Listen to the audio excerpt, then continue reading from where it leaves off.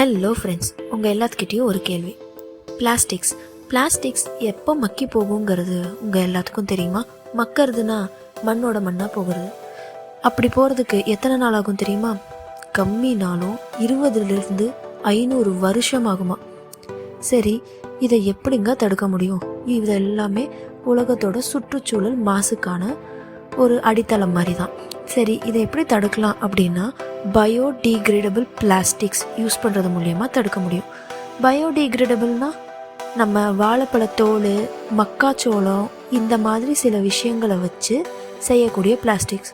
இது எப்படி இருக்குன்னா, நார்மல் பிளாஸ்டிக் பேக் மாதிரி நம்ம யூஸ் பண்ணிவிட்டு தூக்கி தூர போட்டோன்னா ஒரு வாரத்துலேருந்து ஒரு 2 மாதத்துக்குள்ளார மண்ணோட மண்ணாக போயிடும்.